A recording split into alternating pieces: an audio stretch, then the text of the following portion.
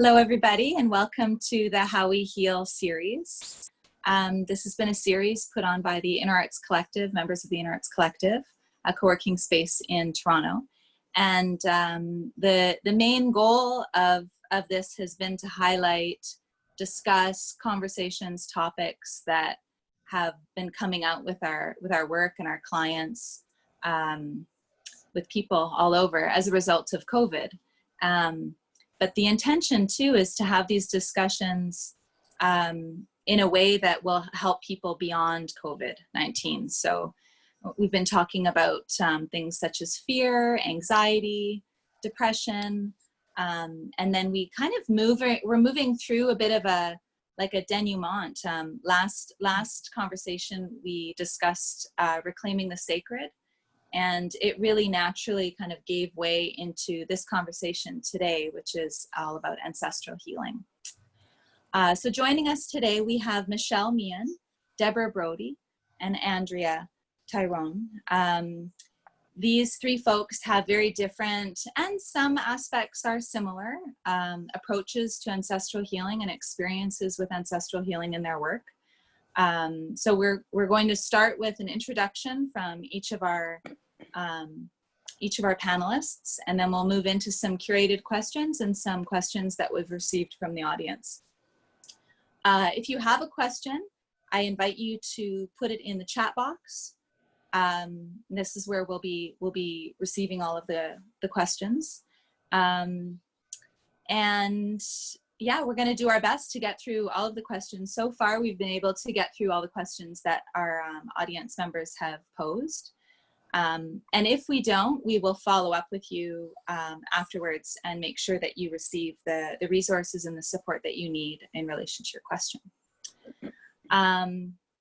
Before we get started, though, we wanted to just really create a sacred container for the work that we're going to be doing today, for the conversation that we're going to be having, and to call in some support from our ancestors and from both the ancestors on the land that we're on, as well as the ancestors in our lineage. If you could, just take a moment to write in the chat box where you're from, so we have a sense of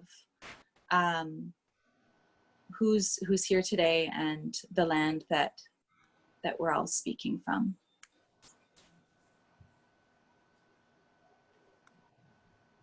Stouffville, Ontario, downtown Toronto.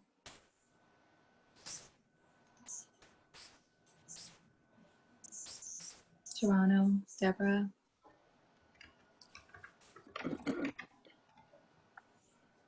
Michele, Toronto. Brampton. East Toronto, Vancouver. Colitz, Indian Land. Beautiful, thank you for acknowledging that.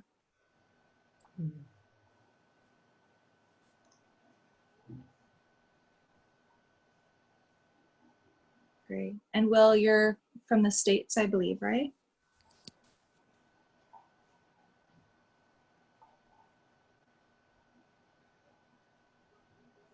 Yes, Rochester. Yeah.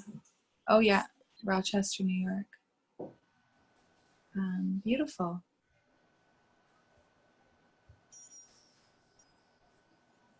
Beautiful.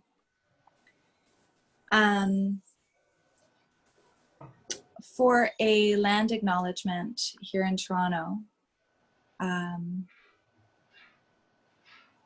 have an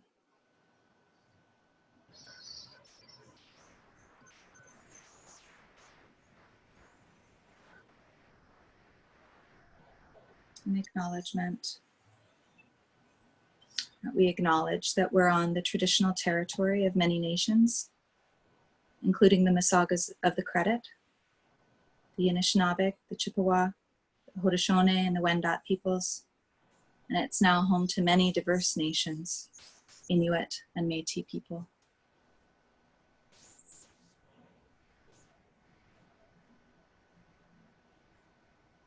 If you could all just take a moment to close your eyes and give thanks to the ancestors of the land that you're on.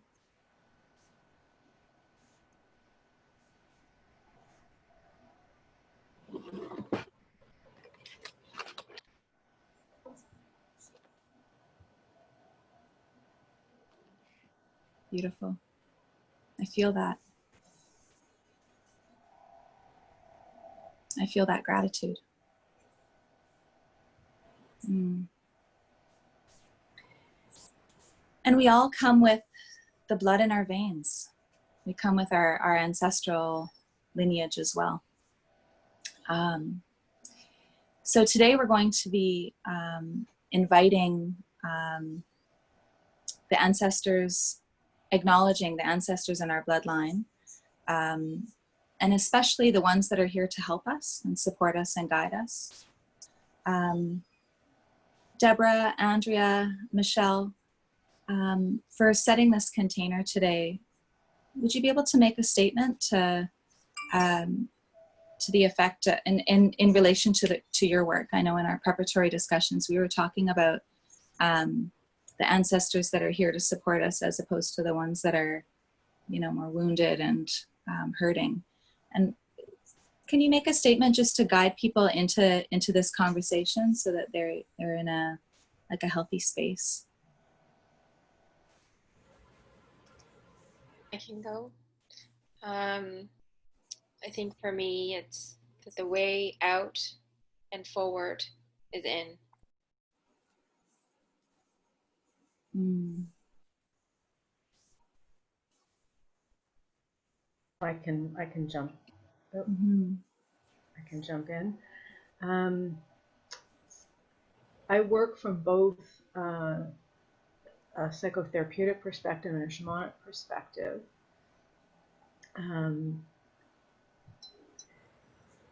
Our ancestors live in our DNA, and while we know from epigenetics that we've inherited patterns of difficulty or stress or trauma, we've also inherited their resilience. And when I'm working in a shamanic context, I always invite those ancestors who have loved us for always and since always. And then recognize that when we do our work, it has a ripple effect forward and backward. So we don't need to heal those unwell ancestors, but if we do the work that's living in us, it ripples out. Mm. Mm-hmm. And I would say you were kind of asking us also to kind of, how do we create a space? Yes. Yeah, for this conversation. Yeah. So we call our ancestors that are healthy and well to be here with us in the circle. All those beautiful, wise ancestors. They can be from our bloodlines, but they're the earth, the stars, the moon. They're the elements. They're the trees that got cut down, but their spirits are still here. Mm. We call all of those loving, wise ancestors to be here with us in this discussion, to support each of us, and that we receive all that we need, all the nourishment we need from this discussion, and to feel their love. May we feel your love. Loving, wise ancestors, we welcome you here. Thank you. Welcome. Now we've got the team. Mm-hmm.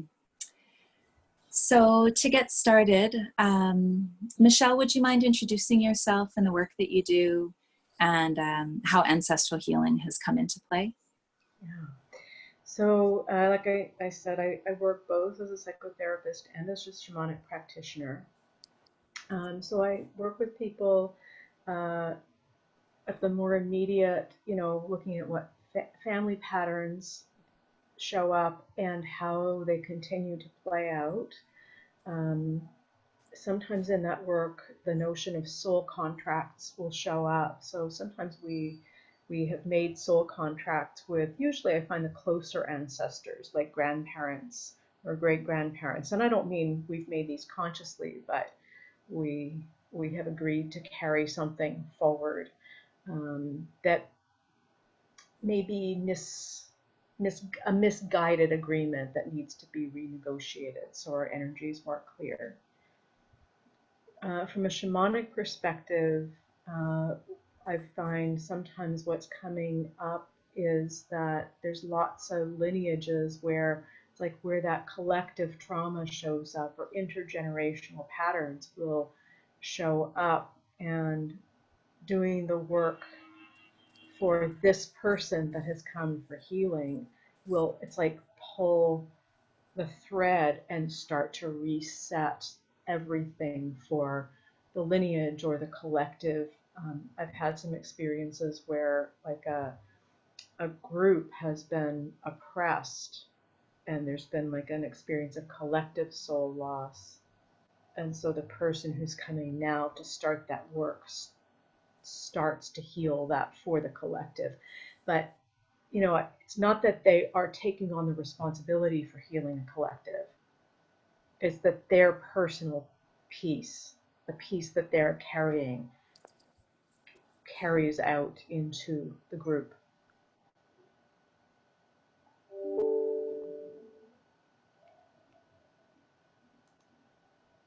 So yeah, I think I'll leave it there, and sure more will come out as we go. Thank you very much. Andrea, would you mind introducing yourself and the work that you do in relation to ancestral healing as well? Yes. So I am Andrea Tirone, and I am also, similarly to Michele, practicing psychotherapy. And for me, the crux of where I find my practice and ancestral healing come together are around some of the tools that I use that I'll go into more detail about later on, I'm sure. And I'll just say that one of the main tools is a very detailed family tree called a genogram that, again, I'll go into more detail later, but working with clients who may be stuck or feeling things in certain ways that they can't necessarily attribute to what's going on in their own life, or attribute to something that they know is theirs. And so working with them to discover those patterns that Michele highlighted, so those family patterns that have continued through, and trying to work through them. Of course, there's patterns that are positive, and there's patterns that are more challenging for people. And so it's working with them to recognize what's going on, what's theirs, what's not theirs, and where they as individuals can move forward. Now, I exclusively work with individuals at the moment, but certainly this work can be done in groups and with couples and families. So just as a point that when I speak, I'm mainly speaking from the point of view of working with individuals, but certainly this work is capable to be used with multiples. Yeah. Thank you, Andrea. Deborah, would you mind introducing yourself and the work you do in relation to ancestral healing?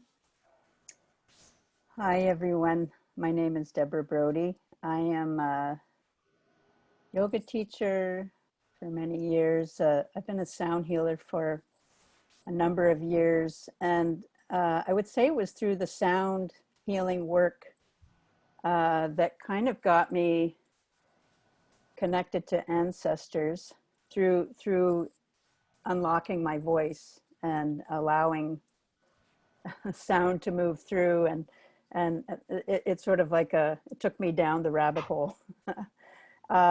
Working with sound and ceremonial work.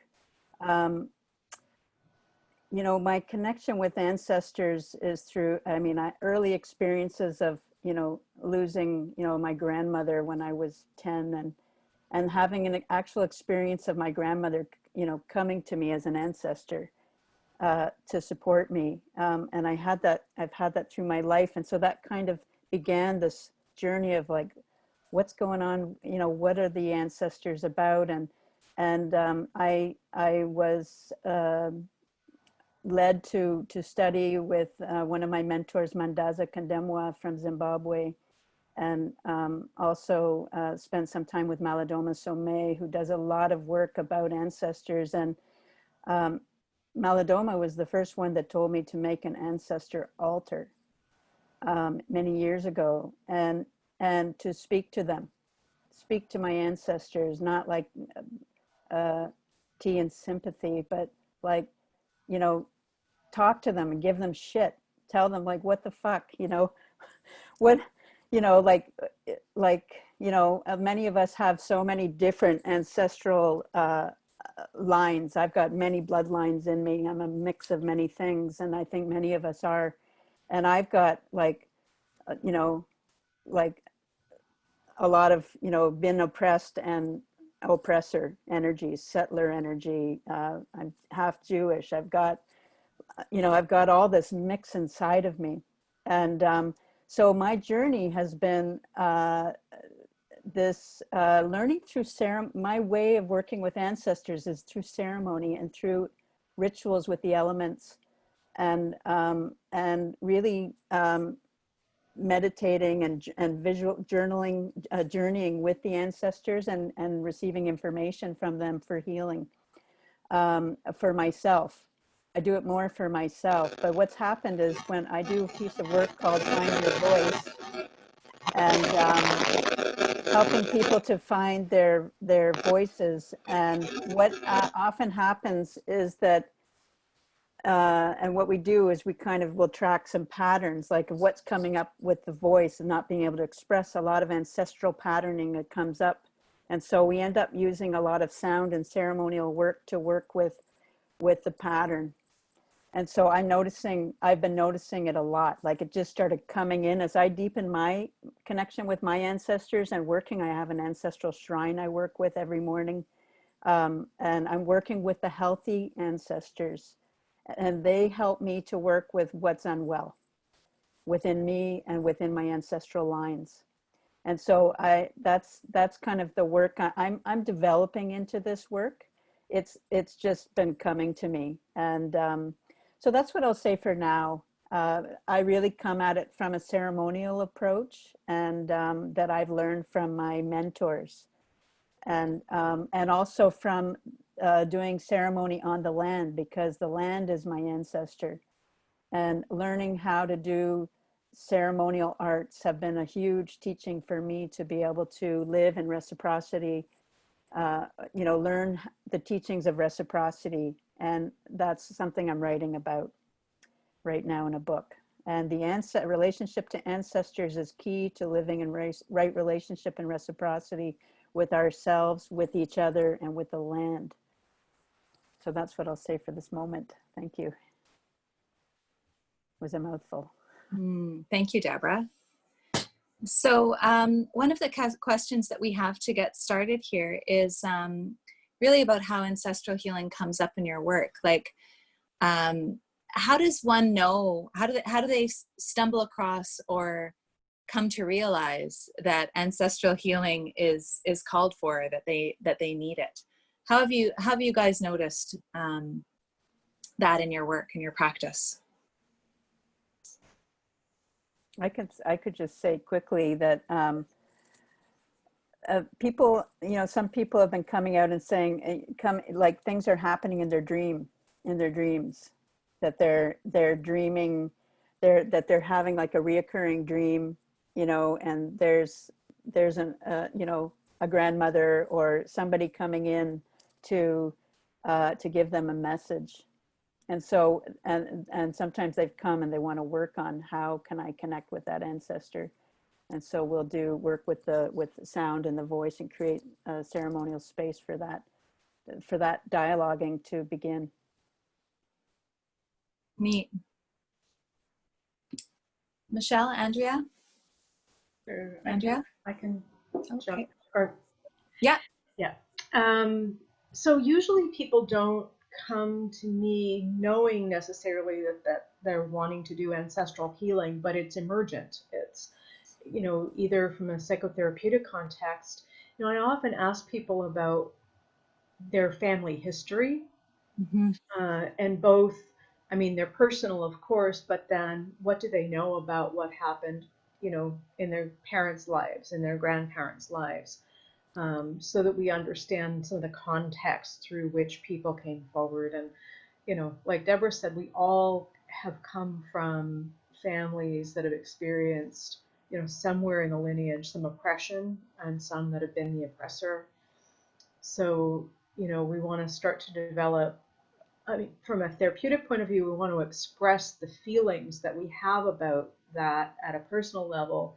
And then we want to cultivate a sense of some compassion, that, you know, people, for the most part, were doing the best they could with what they've got in the context of what they were living with.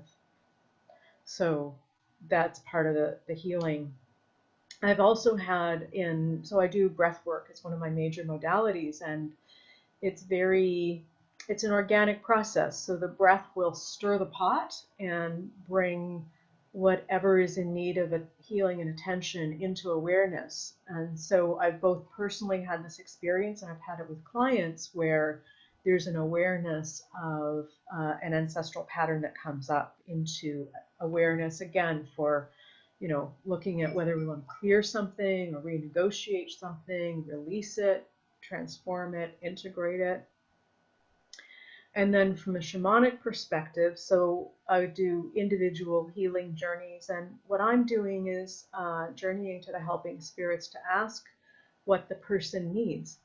And it's been coming up, I would say, a bit more that some of those like intergenerational patterns might show up.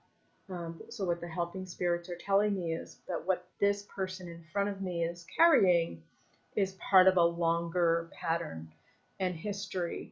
For whatever reason, they've inherited that, and of course they've come in this moment. I think this time that we're in, you know, so my shamanic teacher says this period of the experience of COVID is a period of initiation for humanity. So we're being asked to look deeply, to work deeply, to clear things that no longer serve us personally, but also humanity. And so I think that's why some, like this pattern that came up in a journey recently, it was intergenerational soul stealing.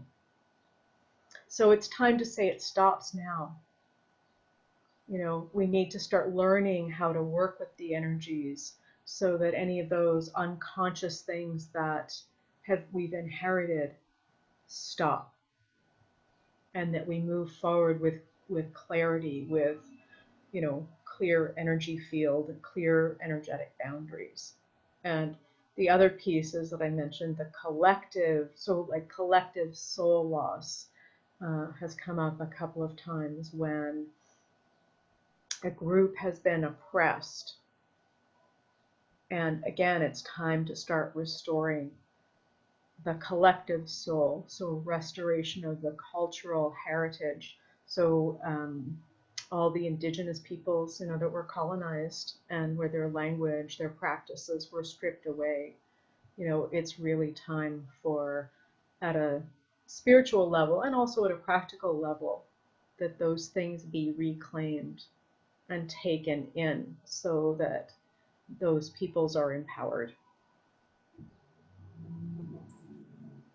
Thank you. Andrea? Yeah. Again, from, you know, the very similarly to Michele, from a psychotherapeutic perspective, a lot of my clients don't know that they would want to come for ancestral healing. It sort of emerges in sessions, or again, you know, if I quite like using guided visualizations and hypnosis, and will become more frequently used in my practice, but things can come up and messages can come through in those activities that I do with clients, where they may receive a message from, you know, a part of themselves that is connected to their ancestral lineage. And then they, you know, come out of that visualization or hypnosis, and then we talk about it. Sometimes at the very beginning of the relationship with a client, because I will do the intake, my intake, like Michele, includes these questions about families, right? And specifically, you know, what was life growing up what was life like growing up in your household? What were the stresses and challenges? What were the joys and excitements? What was your mother like? What was your father like? What are they like now? Are they still alive? Who were other influential people in your family growing up? What were you like in school as a elementary school, high school, all those kinds of things. And then at the very end of that, asking, and in what way do the patterns or the things that we've discussed, how are they mirrored in your life today? Are they mirrored in your life today? Do you see things as you're talking about, what your mother was like, or your father was like, or any other influential person in your life was like, that you see a pattern that is mirrored in your life today? And that sort of starts people thinking, oh, there is that connection between me and how I behave and the things that I do and the people who were influential in my life growing up. Beyond that, I think in my practice, I would stay limited, and not for any other reason than practicality, but just with the 3 generations, so themselves, but then their parents, their grandparents, and then if they can, their great grandparents. Now, of course, going beyond that is also very powerful and important, and can have great impact. But the work that I do really sort of is focused on that 3 generational step, I guess. And so, yeah, that's how it mainly come up for me and my clients in my practice. It's really interesting, when you say, like, you come into it not because you're like, it's time for some ancestral healing, but you're like, you discover that there's something there, and then you have some tools to work with it, whether it's sound or breath or a genogram and the behaviors and the patterns that have been in family lines. I think it's really neat that it comes out as kind of by accident, and then as practitioners, you really deal with things as they come, and that you're noticing. I know, Michele, you mentioned it, that you're noticing it more often lately, and that there's this call or this theme to, like, do this collective healing work, this ancestral healing work.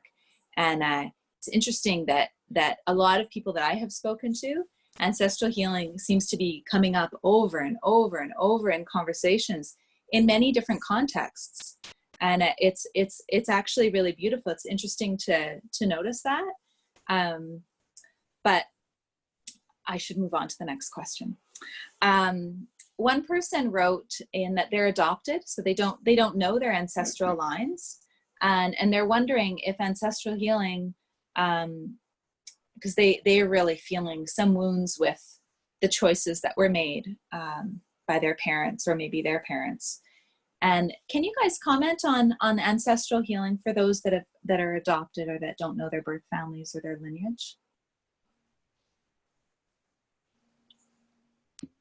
I can say something about that. So, I think that it's important if someone wants to start in that process, and maybe I'll just give a very brief explanation of the tool that I was talking about, the genogram, because that's mainly where, when I speak, my focus goes to that tool. And so, as I said, it's a very detailed family tree. And so if there's an adoption or, not knowing where the family lineage is, that can be very intimidating or scary to think, oh, how do I create a family tree if I don't know who my birth parents are? And true. Where I would start is, who raised you? Who are the influential people in your life as you grew up and now? And so let's start there. Let's start with who was in your life, regardless of bloodlines, right? So just starting with the influencers who were in your life. And from there, we're going to see patterns. Like, just as a personal share, I did my genogram and I included my stepmother's family in that.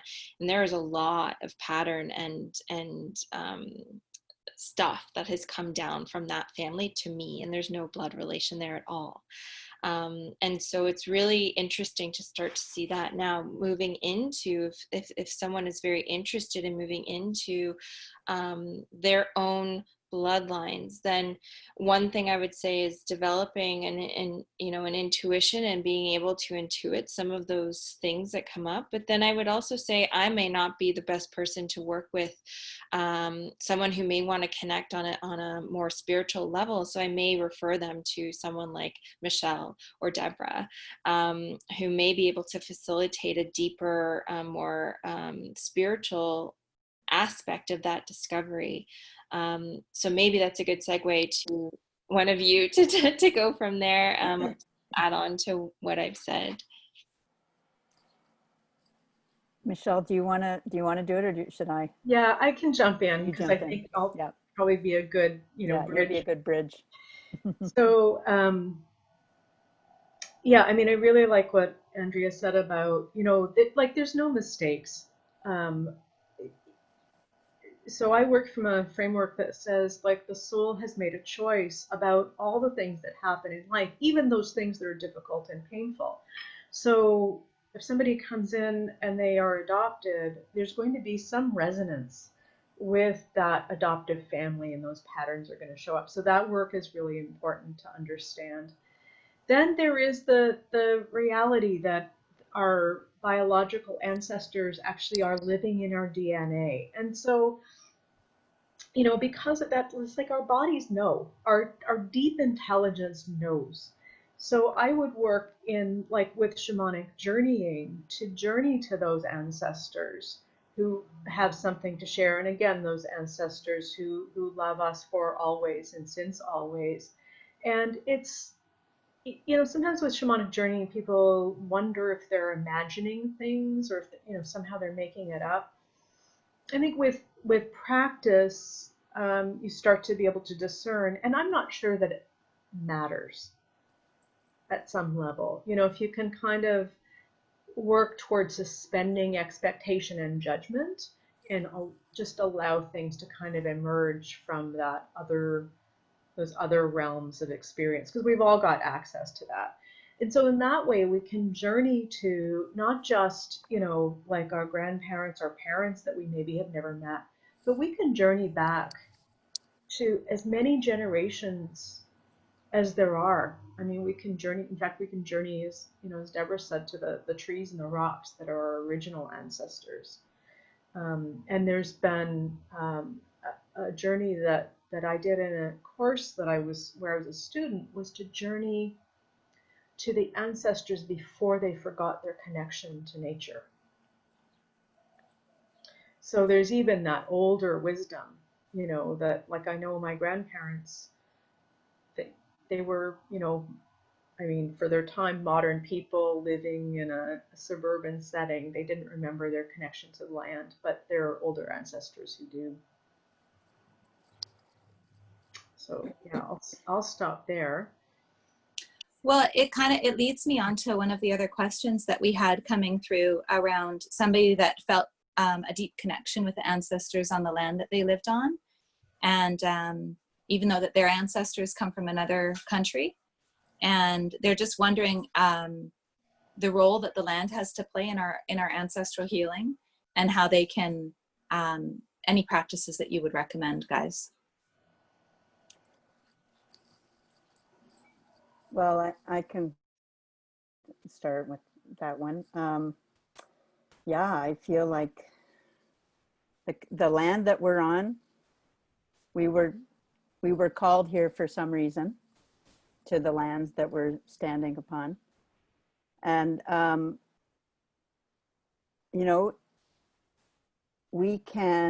it's really important.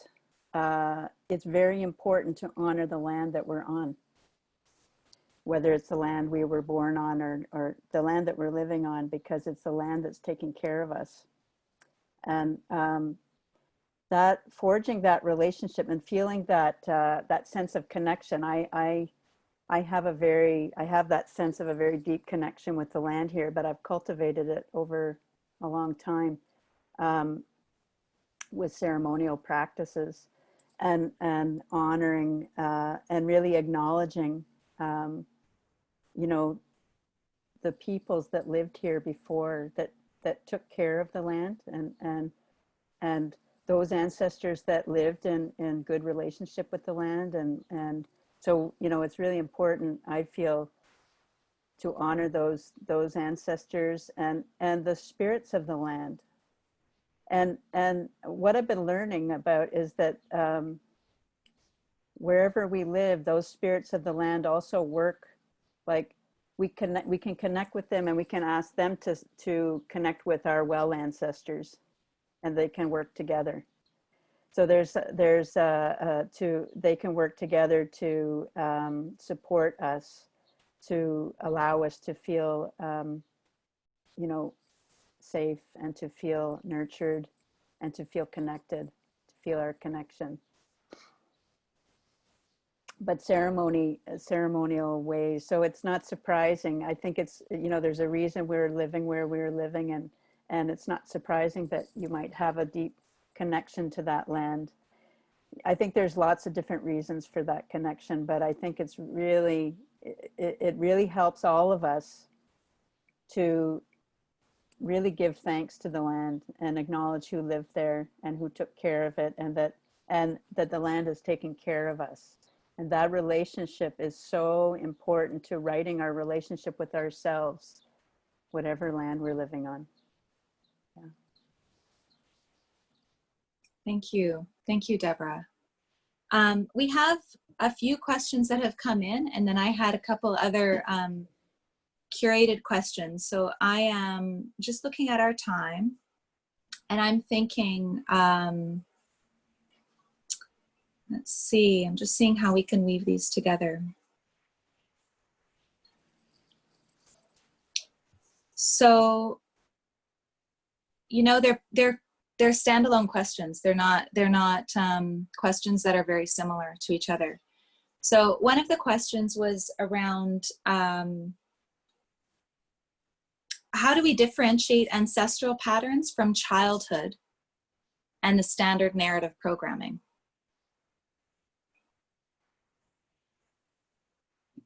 I can say something about that. Thank you, Andrea. I guess for me, the question I would ask back is, you know, what has been going on, first of all, like what are they trying to differentiate? And then, you know, part of it could be that there might not be as big of a distinction, because the pattern from one's own childhood is owned by the person who behaved in a certain way. So for example, in one of the books that I quite enjoy called It Didn't Start With You, the author describes a situation where they had, as a child, always felt like they were going to lose their mother. And so when the mother would leave for work or maybe grocery shopping, or they would go into the mother's closet and they would just smell the mother's clothes and just try and absorb this feeling of being surrounded by their mother, because they were so afraid of losing their mother. And, you know, as time goes on, they grow up and they have a conversation with their sibling, and the sibling says, I did that too. It's like, okay, well, this was a childhood experience. This was something I did, but now what I'm understanding is maybe there was something deeper. And so when the siblings, you know, have had this conversation, and they actually have this conversation with their mother, and the mother says, I used to do that too. And so there, you know, it's this feeling and this fear that's been passed from the mother, and possibly from beyond the mother to the children. And so this feeling was real, but it didn't start with them. And so it's having these conversations and knowing that, you know, and if the conversations aren't possible, then there's other work that can be done, you know, to what Deborah and Michele have been talking about. But, you know, when we have these conversations, when we open up that communication and we find out that there's these patterns that exist, then we can say, oh, that, you know, I wasn't, you know, out of my mind to think that I was going to be abandoned. There was something deeper going on. And so that was part of my childhood. That was part of who I was and who I am, and who's, you know, made me who I am today as an adult. But maybe I can let go of that a little bit, can let go of that fear, because now I have an understanding of the deeper ancestral link that type of behavior or that feeling has. So yeah. Thank you. Thank you. Deborah and Michele, do you have anything to add before we move on to the next question? Yeah, I'll just quickly sort of piggyback on that. I'm going to say a similar thing, maybe just a little bit different. Patterns tend to repeat. Yeah. Right. So we know, for example, that children who have been physically abused are more likely to become abusers. It's like they act out what they experienced, and so things do pass down through our lineages. It doesn't start. I mean, it's, usually if you look back at like the abusive parent, you find out, yep, they were abused, and it probably goes back and back and back. Mm-hmm. We don't necessarily know when it started. In my work, I'm always wanting to focus on what is the healing need. So if, for example, that like fear of abandonment has been experienced by the child, so it needs to find its way into expression and release and transformation, regardless of where it started. So I would be looking at what's the emotional healing piece, so that it doesn't have to be carried. Because sometimes understanding where it came from is helpful, but it doesn't necessarily release the fear that's been physically in the body of the person who's experienced it. And can I Right. just jump in to say that, Yeah. we have to be present. The healing has to happen in the present moment. We have to be here for the healing. It doesn't happen, so it starts now. And so I just think it's a really important thing to realize when we're, when we're working with those patterns, that we have the power in this now moment to make that change, to make it, to influence, to do that healing work, which then can ripple, back to heal the lines behind us and to support the descendants.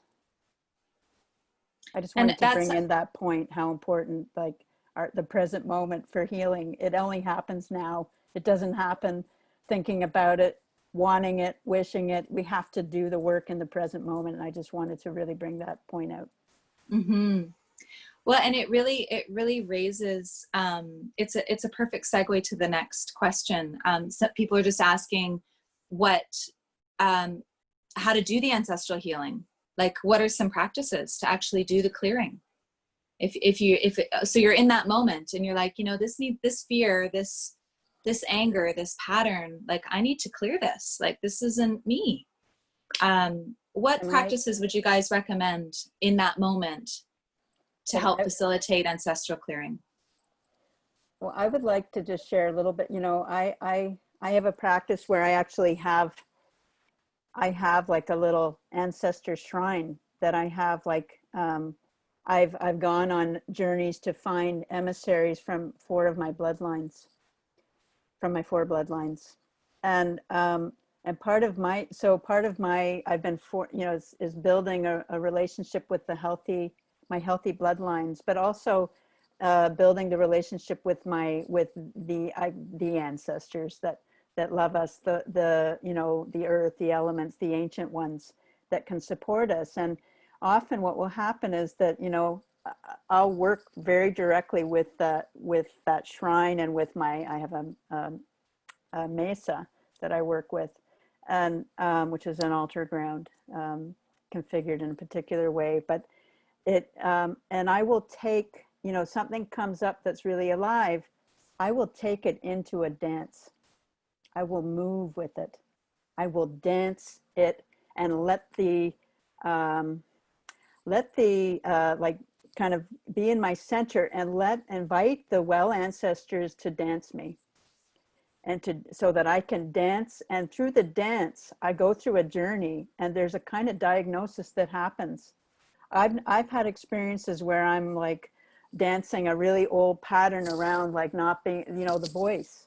Like I work with the sound and voice, but I had issues around my voice. And to actually work with, the generation, the ancestral, that wound of not having a voice, and taking it into a dance and sound, and letting myself be, I create the space. There's a container I'm in, and I dance, and I go through this process where, I just let it, I just let it move through me. And I'm amazed. And then what I'll do is then I'll write, I'll journal, or I'll draw a drawing, or a symbol might come, and I may get an idea like, wow, I need to do a fire ritual for this. I need to, do a fire, and just, I might get information that I need to do a little fire ritual, or I need to go and offer something to the water, because the elements can really help with our healing. And so that's just a little example of how we can work, and really, so it's really about forging this great, beautiful relationship with the well ancestors, and inviting them to be with us, creating sacred spaces for them to be with us and to help us when we've got these, those patterns that you feel like, this is like deep. This doesn't feel like it's only mine. It feels like this is something that I just heard my mother. She just said this thing, and I'm like, oh my God, I fucking say that.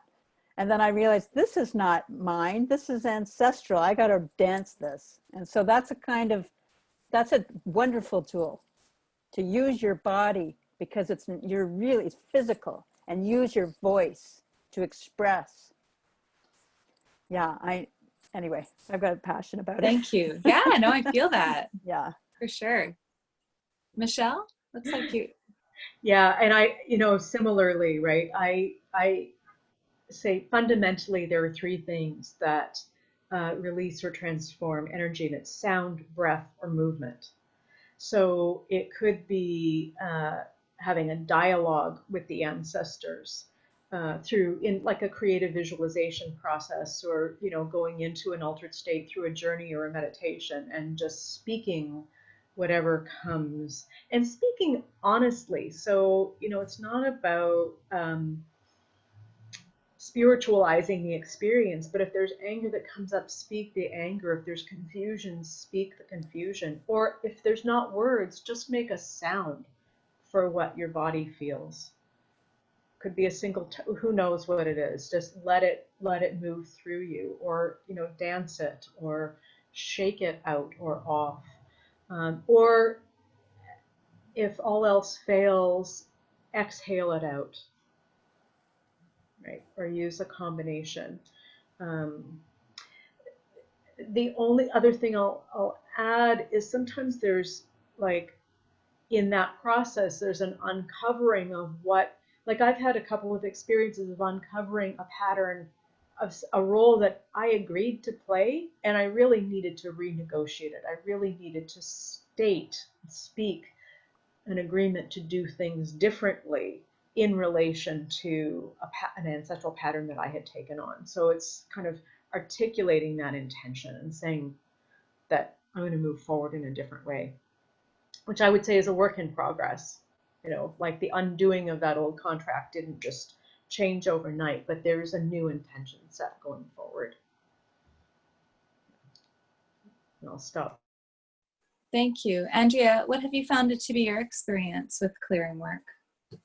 A lot of what has already been said, so I won't repeat it, but one of the things that's coming up for me to add is really as we discover these patterns. And so, for example, and I think I'm going to use an example just to make it easier, but so if and I'll use myself. So if I have an understanding that my self-esteem isn't so high, but it's connected to pressure that I felt from my parents, but then I do work that reveals, there's a pattern of pressure and high stakes down the generations. And so all of a sudden, if I realize, oh, this pressure is coming from my mother in my life, but she had it from her mother or her father or whoever, and then I can, if I develop a compassion for my mother to say she didn't know that it didn't start with her. She didn't have that understanding,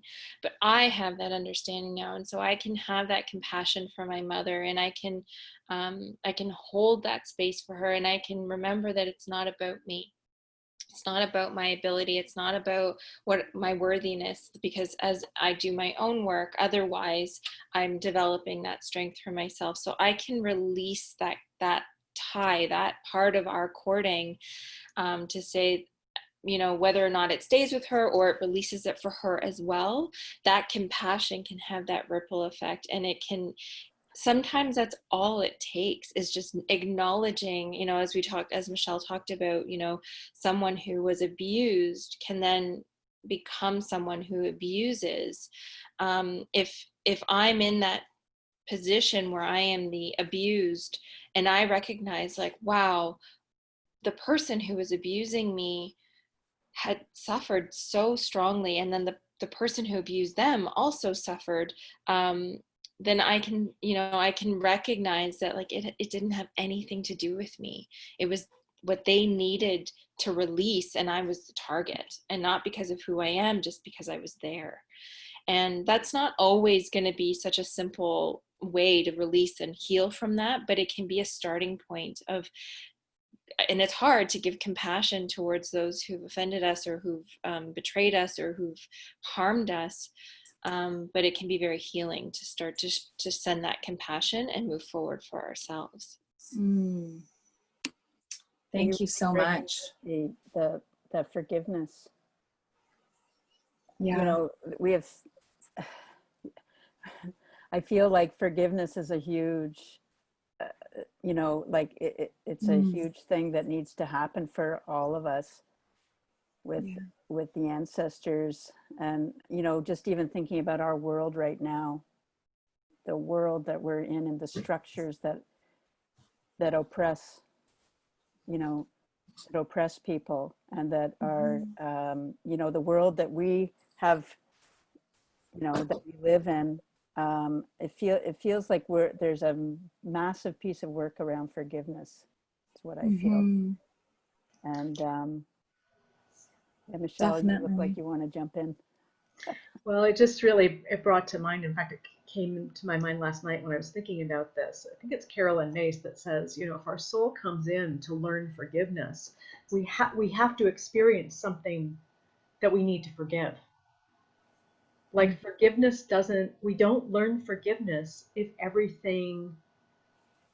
no one ever violates our boundaries. And our soul has made that agreement. And it doesn't mean that it's okay that our boundaries were violated. It means that we have to find our way through the emotional truth to come to that place where we learn forgiveness. Yeah, I agree. It's a journey, because it is. We can't just say, okay, I forgive you.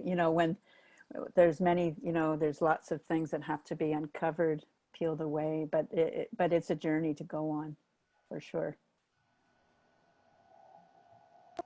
One of our participants, their grandmother had passed away, and after their grandmother had passed away, they started to get dreams of the future, and they were wondering if it's connected, if this might be something that grandmother maybe passed on after they passed, or but they've just noticed that their dreams are, they come true. They're premonitions of the future, and that this happened after the loss of their grandmother.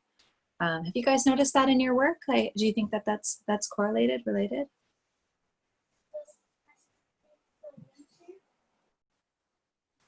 I can just say something briefly. If someone I was working with had this experience, I'd probably ask them, is it important that it's premonitions, right? Like, what's the importance that they know whether or not it's you know, a psychic ability that they have, or if it's just dreams. And, you know, they can define that for themselves. And if they truly believe that these are premonitions and they trust in them and they want to explore them further, then we can work on that together. Because certainly I think that, yes, it is possible that there is a connection, that ancestor is coming and helping guide them. They may have tapped into a psychic ability, right? Like, all of us have intuition and have this ability to connect. We're, you know, we're energy from the same energy source. We're all, you know, I heal, as Michele said at the very beginning, when I do my work and I heal parts of myself, in turn, I am healing others, right? Forwards and backwards on the timeline. So, yeah, I think that's what I'll say about that.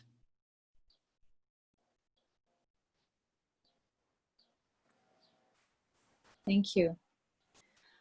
Another participant that we have here, she had a statement to make about 3 generations and a question. Did you want to ask that anonymously, or are you comfortable with stating?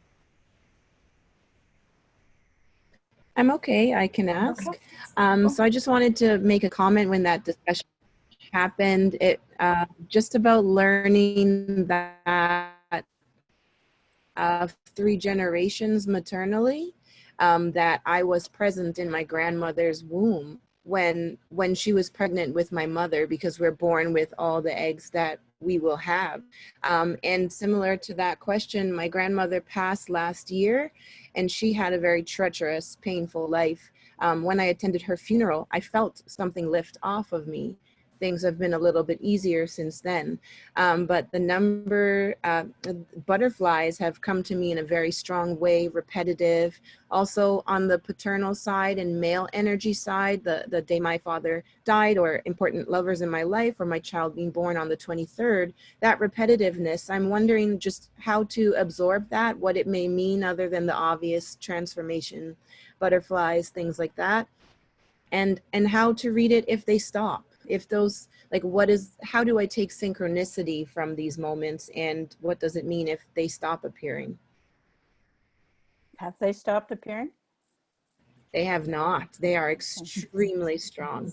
So, you know, it feels like you're so connected to your ancestors, and yeah, it feels very, I feel they're very, you know, those synchronicities are,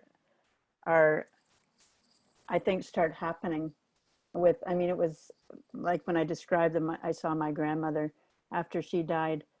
I had an experience with her, and she's been coming to me ever since. And I think that our ancestors, this was one thing I've been learning, is that our well ancestors, they each, we receive certain gifts from them.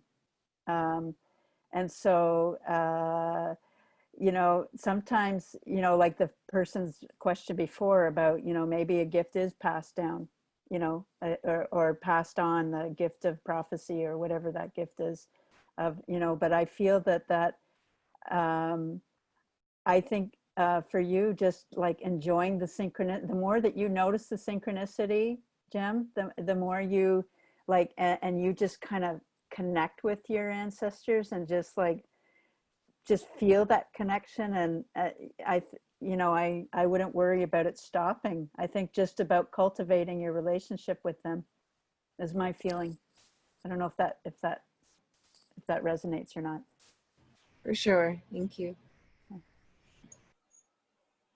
Thank you, guys.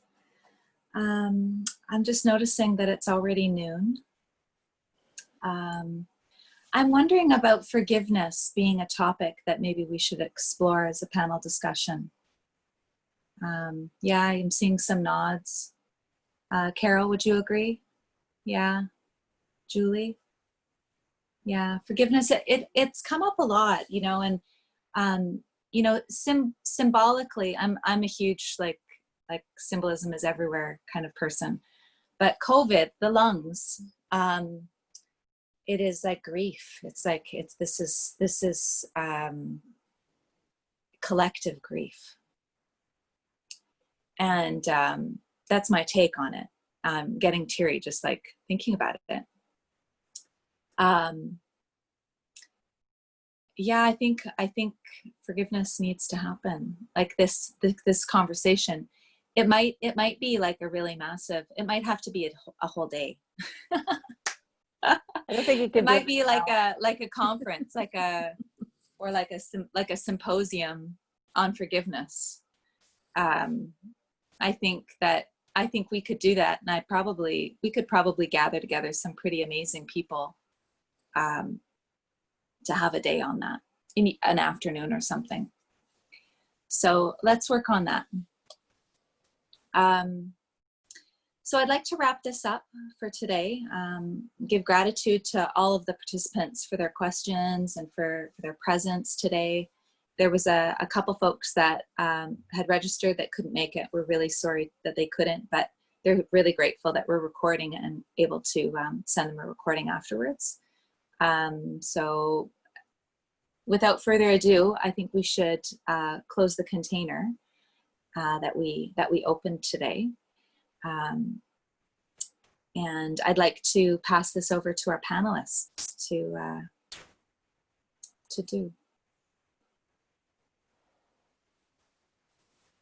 Michele? Sure. So I offer thanks for all the ancestors gathered here, for the support of those who have come before, from our bloodlines and from the lands that we're on. For now, we release you, carrying forward the gifts that you've shared. And we release you with our love and our gratitude with these sounds. If you want to sound with me, open your mouth and sound your gratitude. Ah,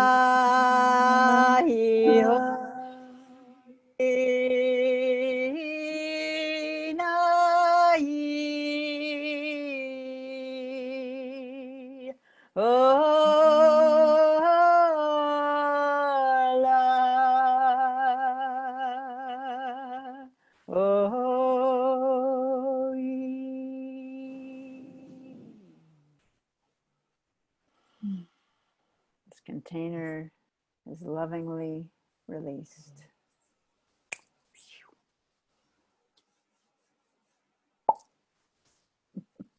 Thank you. And thank you, everybody. I